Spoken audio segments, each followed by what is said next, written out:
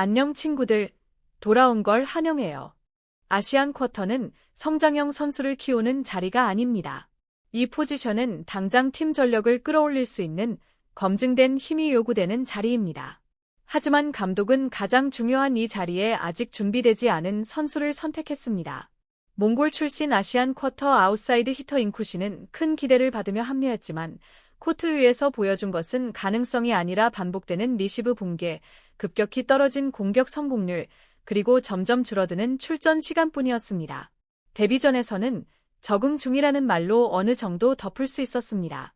하지만 두 번째 경기, 첫 원정 경기, 그리고 현대건설과의 중요한 경기에서도 상황은 전혀 달라지지 않았습니다. 결국 인쿠시는 5세트에서 코트에 한 번도 들어서지 못한 채 웜업존에 머물렀고 정관장은 가장 중요한 순간에 아시안 쿼터를 잃은 팀이 되고 말았습니다. 더 큰 문제는 이 선택이 왜 이루어졌는지에 대해 아직 누구도 명확하게 설명하지 못하고 있다는 점입니다.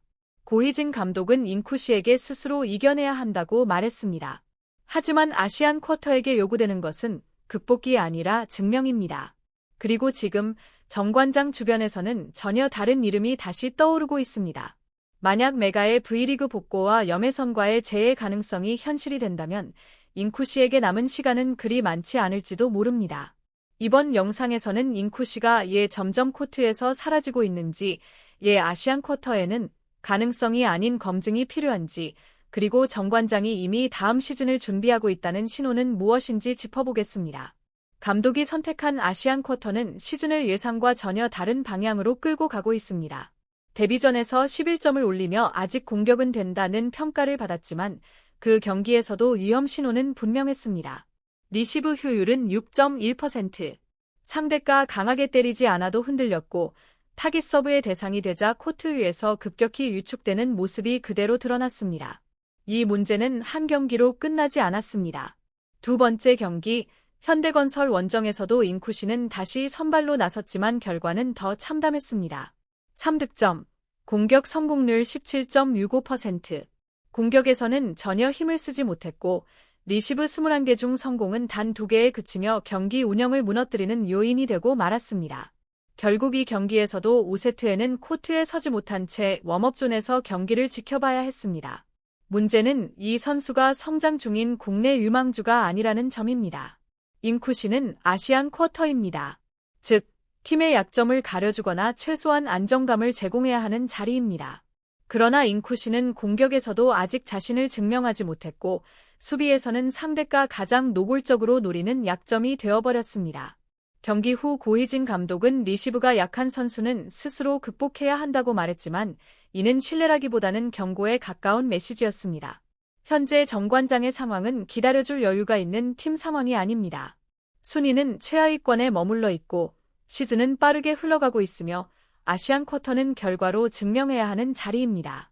하지만 인쿠시는 지금까지 단 한 경기에서도 이 선수는 반드시 써야 한다는 장면을 만들어내지 못했습니다. 오히려 시간이 갈수록 코트 위 존재감은 줄어들고 출전 시간도 눈에 띄게 감소하고 있습니다.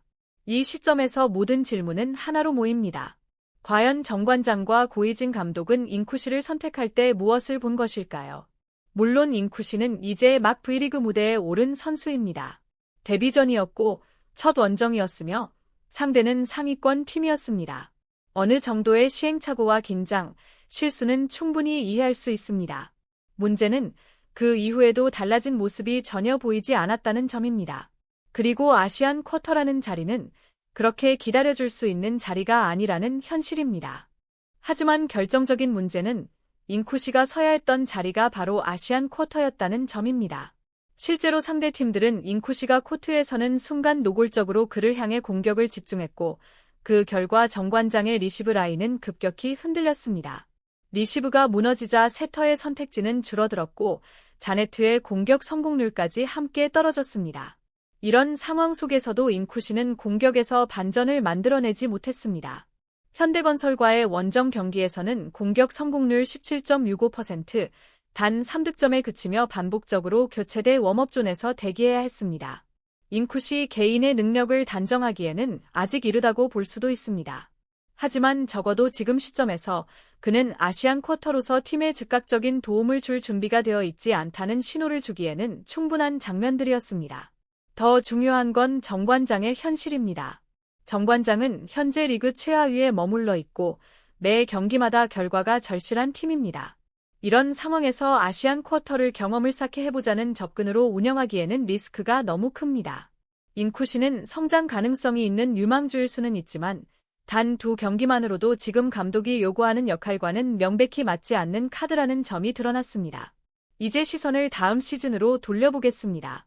정관장 내부에서 더 이상 핵심 질문은 인쿠시가 성장할 수 있을까가 아닙니다.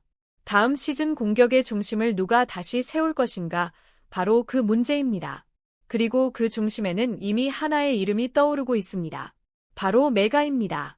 메가는 2026에서 27 시즌 V리그 복귀를 사실상 확정한 상황이고 아시안 쿼터 제도 역시 드래프트에서 자유계약제로 전환될 가능성이 큽니다. 이 변화는 정관장에게 매우 유리한 흐름입니다. 메가는 과거 득점과 공격 성공률에서 팀을 이끌며 리그에서 모든 것을 증명한 선수입니다. 무엇보다 염혜선과의 호흡은 이미 검증된 조합입니다. 메가 본인 역시 V리그에 복귀한다면 염혜선과 다시 뛰고 싶다고 공개적으로 밝힌 바 있고 이 발언만으로도 구단의 방향성은 충분히 읽을 수 있습니다. 이 흐름 속에서 인쿠시의 자리는 사실상 사라지고 있다고 볼 수 있습니다. 아시안 쿼터는 더 이상 키워보는 자리가 아닙니다. 리그가 성숙해질수록 아시안 선수에게 요구되는 기준은 더욱 명확해지고 있습니다. 즉각적인 전력, 즉각적인 기여, 그리고 상대가 타깃으로 삼지 못할 안정감입니다. 하지만 인쿠시는 데뷔한 2경기 모두에서 상대 서브의 집중 공략 대상이 되었고 리시브에서 버텨내지 못했으며 공격 흐름을 바꾸는 역할도 해내지 못했습니다.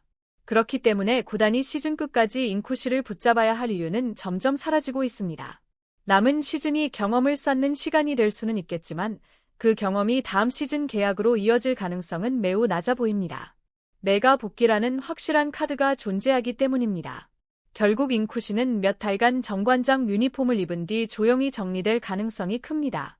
이 모든 흐름을 종합해보면 인쿠시는 실패한 영입이라기보다는 처음부터 잘못된 선택에 가까웠다고 볼 수 있습니다. 아시안 쿼터에서 성장 가능성을 기대한 순간부터 그 리스크는 고스란히 정관장이 떠안게 됐고 지금 그 대가를 치르고 있는 셈입니다. 이 시점에서 모든 책임을 인쿠시 개인에게 돌리기는 너무 쉽습니다. 진짜 질문은 이것입니다. 하필 이 시점에 검증되지 않은 선수를 이 역할에 앉혔느냐는 겁니다. 고희진 감독은 왜 인쿠시를 데려왔는지 아직까지 그 이유를 증명하지 못하고 있습니다. 리시브 약점은 이미 예상됐던 부분이었고 프로 무대에서 타깃 서브를 버텨내기 어렵다는 것도 충분히 예측 가능한 문제였습니다. 그럼에도 정관장은 가장 중요한 슬롯인 아시안 쿼터를 실험에 사용했고 그 결과는 최하위, 연패, 그리고 또 한 번의 실패한 리빌드로 이어지고 있습니다. 그래서 팬들은 분노합니다. 이것은 선수의 실패가 아니라 선택의 실패이기 때문입니다. 인쿠시는 아직 준비되지 않았고 정관장은 기다려줄 수 없는 팀입니다. 그리고 그 판단의 책임은 결국 감독에게 돌아갈 수밖에 없습니다. 여러분은 어떻게 생각하시나요? 인쿠시는 정말 시간이 필요한 성장형 선수였을까요? 아니면 예초에 아시안 쿼터로 선택돼서는 안 됐던 카드였을까요? 공유와 구독, 좋아요.